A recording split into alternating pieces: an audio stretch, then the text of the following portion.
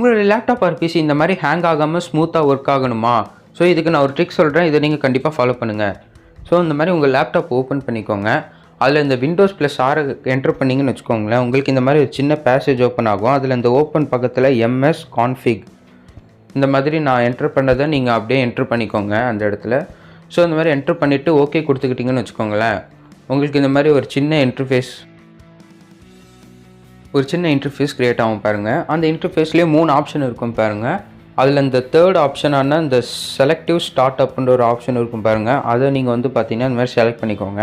Selective start அப்லேயே பார்த்தீங்கன்னா அந்த மாதிரி உங்களுக்கு 2 ஆப்ஷன் இருக்கும். அதில் இந்த லோட் ஸ்டார்ட் அப் ஐட்டம்ஸ் அதை மட்டும் ரிமூவ் கொடுத்து நீங்கள் ஓகே கொடுத்துக்கிட்டிங்கன்னா உங்கள் கம்ப்யூட்டர் ரீஸ்டார்ட் பண்ணிக்கோங்க. அண்ட் ரீஸ்டார்ட் பண்ணிவிட்டு நீங்கள் உங்கள் கம்ப்யூட்டர் ஆன் பண்ணும்போது புதுசு மாதிரியே நல்லா ஒர்க் ஆகும். ஸோ கண்டிப்பாக ட்ரை பண்ணி பாருங்கள்.